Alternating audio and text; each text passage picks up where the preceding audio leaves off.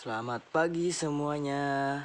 Perkenalkan, nama saya Muhammad Zahid, NIM 530202000057. Pada kesempatan kali ini, saya akan membawakan suatu tugas untuk memenuhi tugas UTS dari dosen pengampu Pak Farid. Baik, silakan disimak. Sejarah dan perkembangan filsafat. Yunani kuno adalah tempat bersejarah di mana sebuah bangsa memiliki peradaban. Oleh karenanya, Yunani kuno sangat identik dengan filsafat yang merupakan induk dari ilmu pengetahuan. Menurut Bernard Russell, di antara semua sejarah, tak ada begitu mencengangkan atau begitu sulit diterangkan selain lahirnya peradaban di Yunani secara mendadak. Memang banyak unsur peradaban yang telah ada ribuan tahun di Mesir dan Mesopotamia. Namun, unsur-unsur tertentu belum utuh sampai kemudian bangsa Yunanilah yang menyempurnakannya. Pada tahap awal kehadirannya filsafat menampakkan diri sebagai suatu bentuk mitologi, serta dongeng-dongeng yang dipercayai oleh bangsa Yunani. Setelah abad ke-6 sebelum Masehi, muncul sejumlah ahli pikir yang menentang adanya mitos dan menginginkan adanya pertanyaan tentang misteri alam semesta ini. Jawabnya dapat diterima akal atau rasio.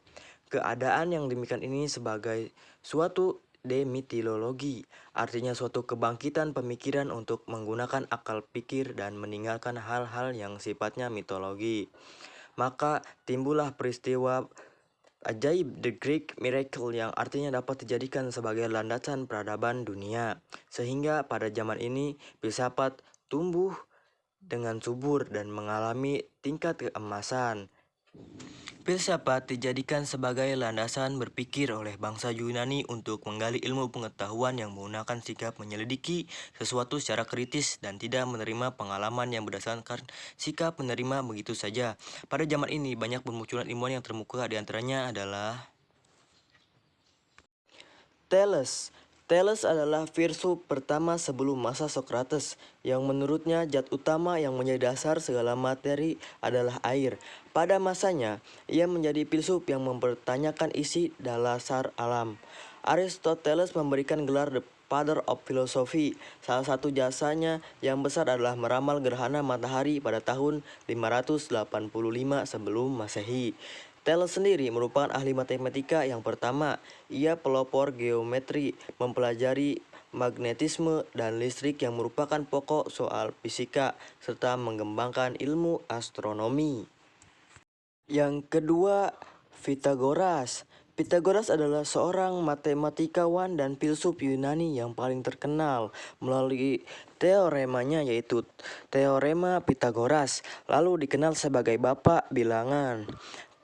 Teorema ini menyatakan bahwa kuadrat hipotenusa dari suatu segitiga siku-siku adalah sama dengan jumlah kuadrat dari kaki-kakinya atau sisi-sisi siku-sikunya. Selain itu, dalam ilmu ukur dan aritmatika, ia berhasil menyumbangkan teori tentang bilangan, pembentukan benda, dan menemukan hubungan antara nada dengan panjang dawai. Pythagoras, seseorang yang mengatakan pertama kali bahwa alam semesta itu merupakan satu keseluruhan yang teratur, sesuatu yang harmonis seperti alam musik, sehingga ia juga dikenal sebagai ilmu ahli ilmu pasti dan juga ahli musik. Dia mendapat bahwa keharmonisan dapat tercapai dengan menggabungkan hal-hal yang berlawanan. Yang ketiga, Socrates. Socrates adalah yang mengajar Plato, dan Plato pada gilirannya juga mengajar Aristoteles. Sumbangsih Socrates yang terpenting bagi pemikiran Barat adalah metode penyelidikannya yang terkenal sebagai metode Ebbinghaus yang banyak diterapkan untuk menguji konsep moral yang pokok. Karena itu, Socrates dikenal sebagai bapak dan sumber etika atau filsafat moral dan juga filsafat secara umum. Dia sangat menentang ajaran kaum sofis yang cenderung mempermainkan kebenaran. Socrates berusaha meyakinkan bahwa kebenaran dan kebaikan sebagai nilai-nilai yang objektif dan harus diterima dan dijunjung tinggi oleh semua orang. Dari perilakunya ini Pemerintah Athena menganggap Socrates sebagai penghasut dan akhirnya dia dihukum mati dengan jalan meminum racun. Selanjutnya adalah Plato. Plato hidup pada awal ke-4 sebelum Masehi. Ia adalah seorang filsuf Arles yang paling tua yang tulis-tulisannya masih menghiasi dunia akademisi hingga saat ini. Karyanya Timaeus merupakan karya yang sangat berpengaruh di zaman sebelumnya. Dalam karya ini ia membuat garis besar suatu kosmogoni yang meliputi teori musik yang ditinjau dari sudut pertimbangan dan teori-teori fisika dan fisiologi yang diterima pada saat itu. Di antara pemikiran Plato yang penting adalah berhasil mendamaikan pendapatnya Heraklitus dan pendapat Parmenides. Merupakan Heraklitus segala sesuatu berubah, ia benar, kata Plato, tapi hanya bagi dua jasmani, panca indera. Sementara menurut Parmenides, segala sesuatu sama sekali sempurna dan tidak dapat berubah. Ini juga benar, kata Plato, tapi hanya berlaku pada dunia ide saja. Yang terakhir yaitu Aristoteles. Aristoteles adalah seorang filsuf Yunani, murid dari Plato dan guru dari Alexander yang Agung. Ia memberikan kontribusi di bidang metafisika, fisika, etika, politik, ilmu kedokteran, dan ilmu alam. Di bidang ilmu alam, ia merupakan orang pertama yang mengumpulkan dan mengklarifikasikan spesies-spesies biologi secara sistematis. Sementara itu, di bidang politik, Aristoteles percaya bahwa bentuk politik yang ideal adalah gabungan dari bentuk demokrasi dan monarki. Dari kontribusinya yang paling penting adalah masalah logika dan teologi atau metafisika. Logika Aristoteles adalah suatu sistem berpikir deduktif atau deductive reasoning yang bahkan sampai saat ini masih dianggap sebagai dasar dari setiap pelajaran tentang logika formal. Meskipun demikian, dalam penelitian ilmiahnya ia menyadari pula pentingnya observasi, eksperimen, dan berpikir induktif. Logika yang digunakan oleh Aristoteles didasarkan pada susunan pikir. Masa keemasan keilmuan bangsa Yunani terjadi pada masa Aristoteles ini. Ia berhasil menemukan pemecahan persoalan-persoalan besar filsafat yang dipersatukannya dalam satu sistem: logika, matematika, fisika, dan metafisika. Logika Aristoteles berdasarkan pada analisis bahasa yang disebut silogisme. Sejarah dan perkembangan kajian filsafat pada masa abad pertengahan.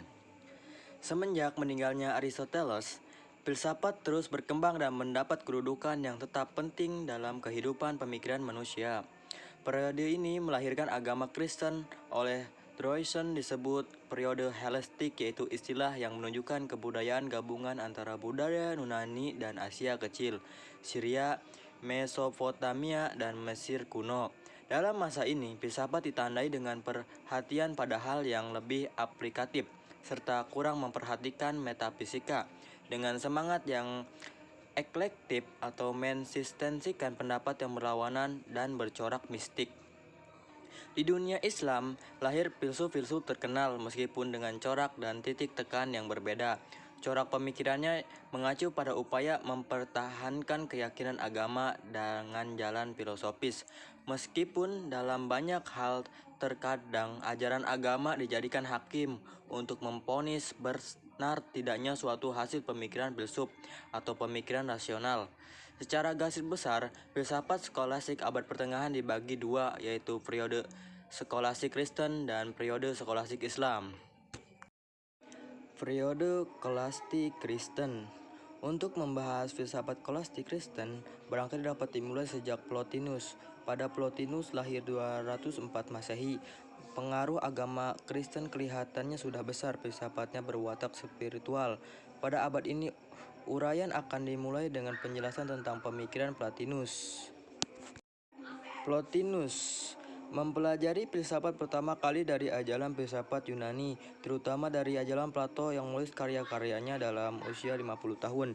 Kebanyakan karya-karyanya berisi tentang pendapat yang berdasarkan pada filsafat Plato, terutama ajaran tentang ide tertinggi, baik atau kebaikan. Oleh karena itu, filsafat Plotinus disebut Platonisme atau Neoplatonisme.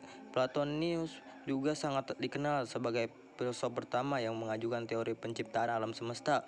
Teori emanisi merupakan jawaban dari pertanyaan Thales sekitar 8 abad sebelumnya. Pada bahan alam semesta ini, Plotinus menjawab, bahannya adalah Tuhan. Keberadaan ide keilmuan tidak begitu maju pada zaman Plotinus.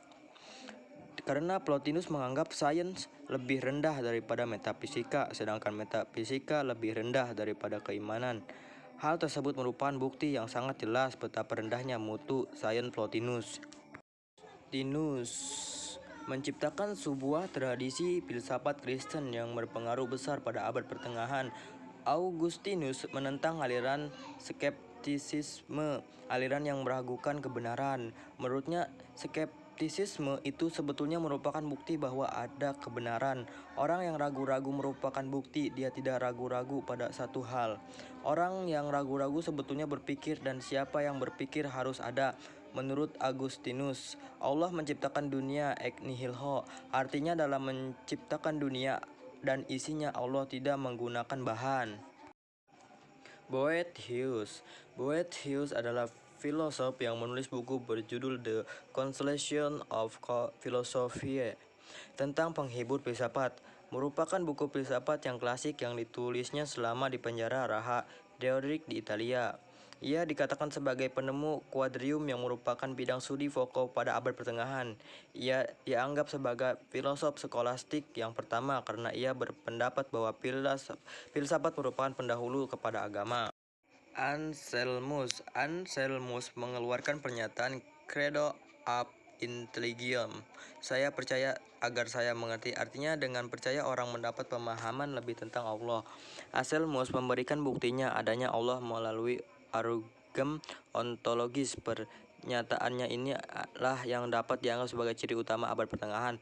Pernyataan itu menggambarkan bahwa ia mendahulukan iman daripada akal. Ia pun mengatakan bahwa wahyu diterima dulu sebelum kita mulai berpikir.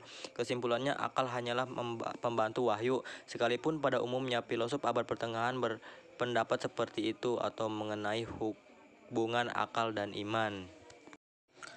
Thomas Aquinas, ia lahir dari keluarga bangsawan pada tahun 1225 Rosacenza, Italia. Karyanya yang paling penting ialah Summa Contra Gentiles dan Summa Theologica. Pemikiran Aquinas tentang teologi, ia mengajukan 5 dalil atau argumen untuk membuktikan bahwa eksistensi Tuhan dapat diketahui dengan akal, seperti sebagai berikut ini.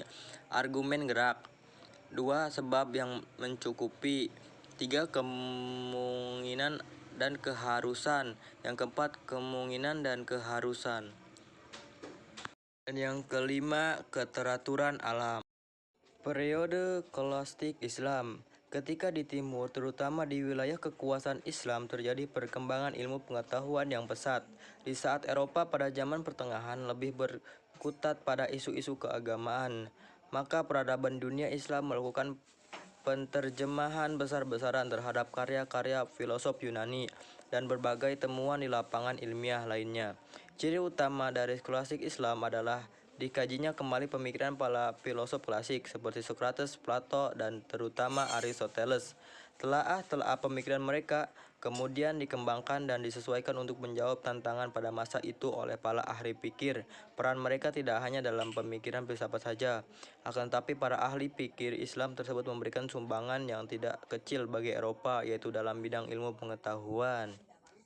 Al-Kindi, nama lengkapnya adalah Abu Yusuf Ya'qub Ibn Ishaq Al-Kindi, lahir di Kupah pada tahun 796 Masehi, bertepatan tinggal di Kindah, Yaman, dan meninggal di Baghdad tahun 873 Masehi. Al-Kindi menulis buku berkisar 241 buah di bidang fisika tentang optika geometris, cabang fisika yang mempelajari jalan sinar, gelombang bunyi, dan musik. Selain itu, ia menulis bidang kimia, geografi, kedokteran, dan matematika. Beberapa abad kemudian, karya-karya Al-Kindi memberikan inspirasi bagi ilmuwan Eropa seperti Roger Bacon. Adapun pokok-pokok filsafat Al-Kindi yaitu tentang filsafat yang paling tinggi dan paling mulia adalah filsafat utama atau metafisika, yakni mengetahui keberadaan pertama yang merupakan sebab dari segala kebenaran. Dan yang kedua, filsafat metafisika. Menurut Al-Kindi, Tuhan tidak mempunyai hakikat dalam arti aniyah dan mahiyah. Tuhan tidak aniyah karena Tuhan tidak termasuk dalam benda-benda yang ada dalam alam. Ia adalah pencipta alam. Yang ketiga, tentang jiwa. Al-Kindi berpendapat bahwa akal terbagi menjadi 3 kategori, yaitu akal yang bersifat potensial, akal yang telah keluar dari sifat potensial menjadi aktual, dan yang terakhir tentang moral. Menurut Al-Kindi, filsafat harus memperdalam pengetahuan manusia tentang diri dan bahwa filsuf wajib menempuh hidup susila. Al-Farabi, nama lengkapnya Abu Nasr Muhammad Ibnu Tarkhah Ibn Ujlah Al-Farabi. Ia lahir di Farabi, Tanzania pada tahun 872 dan meninggal pada tahun 950 Masehi di Damsyik. Al-Farabi banyak berbicara mengenai pemumian tauhid. Adapun pokok-pokok filsafat Al-Farabi sebagai berikut. A. Metafisika Al-Farabi. Al-Farabi sependapat dengan Plato yang menyatakan bahwa alam ini baru terjadi dari tiada. Tuhan sebagai akal murni adalah wujud pertama. Berpikir tentang dirinya sendiri, maka lahirlah wujud kedua yang disebut akal pertama. Tingkat wujudnya adalah wujud yang terendah adalah materi abstrak. Tingkat lebih tinggi dari itu adalah ketika materi itu menerima bentuk pertama yang berupa unsur-unsur seperti api, air, tanah, wujud mineral yaitu seperti emas, perak, besi, tembaga, dan lain-lain. B. Filsafat ketatanegaraan. Al-Farabi dalam bukunya Ara al-Madinatul al-Fadilah menjelaskan pendapat tentang negara utama. Ia membagi masyarakat ke dalam 2 macam. Pertama, masyarakat sempurna, yaitu masyarakat yang mengandung keseimbangan antara unsur-unsurnya, seperti keseimbangan yang ada dalam tubuh manusia. Kedua, masyarakat yang tidak sempurna adalah masyarakat yang bodoh dan fasik, seperti hanya mencari kesenangan jasmaninya saja. Ibnu Sina. Abu Ali Husain Ibnu Abdillah Ibnu Sina pada tahun 980 Masehi di Afsanah dekat Bukhara dan meninggal di Isfahan pada tahun 1037 Masehi. Di dunia barat ia dikenal dengan nama Avicenna dan kemasyhurannya di dunia barat sebagai dokter melampaui kemasyhurannya sebagai filosof. Di bidang kedokteran ia menulis bukunya Al-Qanun yang meliputi semua yang bertalian dengan ilmu kedokteran seperti fisiologi, astronomi, dan pengobatan. Ia mengatakan bahwa Tuhan itu adalah Al-Aql atau akal. Karya terpentingnya adalah Kanun At-Tib menjadi buku teks selama sekitar 5 abad di berbagai perguruan tinggi Eropa. Dia juga melakukan analisis berbagai bentuk energi, panas, gerak, cahaya, serta analisis konsep gaya dan vakum. Al-Ghazali. Abu Hamid Muhammad Ibnu Muhammad bin Muhammad Al-Ghazali lahir di Ghazalah, Khurasan, Persia pada tahun 1059 Masehi. Pokok-pokok filsafat Al-Ghazali yaitu: yang pertama, epistemologi Al-Ghazali. Awalnya ia berpendapat bahwa pengetahuan adalah hal-hal yang ditangkap oleh panca indera. Ternyata menurutnya panca indera juga berdusta. Kemudian ia meletakkan kepercayaan pada akal, namun ia juga tetap ragu pada akal. 3 bulan kemudian Allah memberikan nur yang disebut sebagai kunci makrifat dalam hatinya. Dengan demikian Al-Ghazali percaya bahwa intuisi lebih tinggi dan lebih dipercaya daripada akal untuk menangkap pengetahuan yang betul-betul diyakini. Yang kedua, metafisika Al-Ghazali. Menurut ilmu Tuhan adalah suatu tambahan atau pertalian dengan zat. Artinya arti lain dari zat. Kalau terjadi tambahan atau pertalian dengan zat Tuhan tetap dalam keadaannya. Al-Ghazali membagi manusia pada 3 golongan, yaitu kaum awam, cara berpikir mereka sangat sederhana; kaum pilihan, cara berpikir mereka mendalam dan akal mereka tajam; dan kaum pengingkar jiwa. Setiap pembuatan akan menimbulkan pengaruh pada jiwa, yakni membentuk kualitas jiwa asalkan perbuatan itu dilakukan dengan sadar. Yang ketiga, kritikannya terhadap filsuf. Ia menentang dalil filsafat Aristoteles tentang azalinya alam. Dengan tegas ia katakan bahwa alam berasal dari tiada, ada menjadi ada, sebab diciptakan oleh Tuhan. Ibnu Rusyid. Ibnu Al-Walid Muhammad Ibnu Rusyid lahir di Cordoba pada tahun 1926 Masehi. Ia dikenal dengan sebutan Averroes. Di dunia Islam ia dikenal dengan ahli hukum dan filosof. Karya-karya ilmiahnya banyak membicarakan masalah kedokteran, astronomi, dan fisika. Banyak kalangan mengatakan bahwa rasionalitas Ibnu Rushd telah mewarnai pemikiran keilmuan barat. Yang pertama yaitu metafisika Ibnu Rushd. Dalam masalah ketuhanan, ia berpendapat bahwa Allah penggerakan pertama. Sifat positif pada Allah adalah akal dan mak'ul. Wujud Allah adalah esanya wujud dan esanya tidak berbeda dari zatnya. Ia menafsirkan agama pun dengan penafsiran rasional, namun ia tetap berpegang pada sumber agama yakni Al-Quran. Yang kedua, tingkat kemampuan manusia menurut Rushd. Pembuktian sesuatu memang dipengaruhi oleh kapasitas individual, diantaranya adalah melakukan pembuktian dengan cara demonstrasi, ada juga lewat dialektika, dan ada lagi melalui dalil rhetoric. Yang ketiga tentang akadimnya alam semesta. Ibnu Rushd berpendapat bahwa alam adalah ajali. Jadi ada dua yang ajali yaitu Tuhan dan alam. Namun keajalian Tuhan lebih lama dalam keajalian alam. Argumen yang dikemukakan ialah seandainya alam tidak ajali, maka ada permulaannya, maka habislah alam ini atau baru. Sejarah dan perkembangan filsafat abad modern.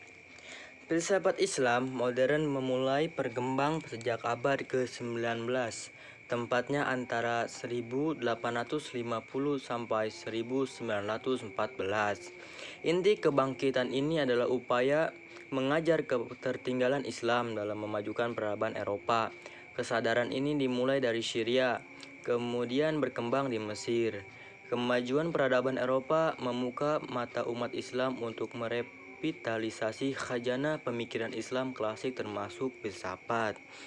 Kesadaran akan ketertinggalan tersebut tampak terefleksikan ajaran Islam pada dasarnya bersifat rasional, sehingga ajaran Islam tetap relevan di dunia modern.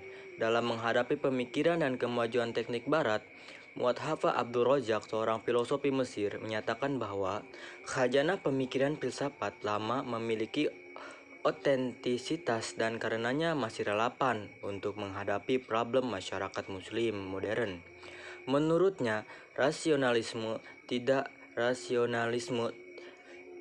tertangan dengan wahyu. Ia berupa meyakinkan bahwa ilmu Islam tradisional masih relevan menghadapi ilmu pengetahuan dan rasionalitas. Sejarawan yang terkenal, Michelet, adalah orang pertama yang menggunakan istilah Renaissance. Para sejarawan biasanya menggunakan istilah ini untuk menunjuk berbagai periode kebangkitan intelektual, khususnya di Eropa, dan lebih khusus lagi di Italia sepanjang abad ke-15 dan ke-16. Sulit menentukan garis batas yang jelas antara abad pertengahan, zaman Renaissance, dan zaman modern. Sementara orang menganggap bahwa zaman modern hanyalah luasan dari zaman Renaissance. Renaissance adalah periode perkembangan peradaban yang terletak di ujung atau sesudah abad ke-8 sampai muncul abad modern. Renaissance merupakan era sejarah yang penuh dengan kemajuan dan perubahan yang mengandung arti bagi perkembangan ilmu. Ciri utama Renaissance yaitu humanisme, individualisme, sekularisme, empirisisme, dan rasionalisme. Sains berkembang karena semangat dan hasil empirisisme, sementara Kristen semakin ditinggalkan karena semakin humanisme. Pengaruh ilmu pengetahuan Islam atas Eropa yang sudah berlangsung sejak abad ke-12 Masehi itu menimbulkan gerakan kebangkitan kembali atau Renaissance pusaka Yunani di Eropa pada abad ke-14 Masehi. Berkembangnya pemikiran Yunani di Eropa kali ini adalah melalui terjemahan Arab yang dipelajari dan kemudian diterjemahkan kembali ke dalam bahasa Latin. Walaupun Islam akhirnya terusir dari negeri Spanyol dengan cara yang sangat kejam, tetapi ia telah membidani gerakan-gerakan penting di Eropa. Gerakan-gerakan itu adalah kebangkitan kembali kebudayaan Yunani klasik atau Renaissance pada abad ke-14 Masehi, rasionalisme pada abad ke-17 Masehi, dan pencerahan atau Aufklärung pada abad ke-18 Masehi. Untuk mengimbangi aliran yang muncul, maka ada aliran lain yaitu Renaissance, empirisme, rasionalisme, idealisme, positivisme, dan pragmatisme. Sejarah dan perkembangan filsafat pada abad kontemporer. Filsafat barat kontemporer abad ke-20 sangat heterogen. Hal ini disebabkan antara lain karena profesionalisme yang semakin membesar. Banyak filsuf adalah spesialis bidang khusus seperti matematika, fisika, psikologi, sosiologi, atau ekonomi. Hal penting yang patut dicatat adalah bahwa pada abad 20, pemikiran-pemikiran lama hidup kembali, misalnya neotomisme, neokantianisme, neopositivisme, dan sebagainya. Di masa ini, Perancis, Inggris, dan Jerman tetap merupakan negara-negara yang paling depan dalam filsafat. Umumnya, orang membagikan filsafat pada periode ini menjadi filsafat kontinental, Prancis dan Jerman, dan filsafat Anglo-Saxon atau Inggris. Aliran-aliran terpenting yang berkembang dan berpengaruh pada abad 20 adalah pragmatisme, vitalisme, fenomenologi, eksistensialisme, filsafat analitis, strukturalisme, dan postmodernisme. Baik, itu saja yang dapat saya sampaikan. Kurang dan lebihnya saya mohon maaf. Wabillahi taufiq wal hidayah. Wassalamualaikum warahmatullahi wabarakatuh.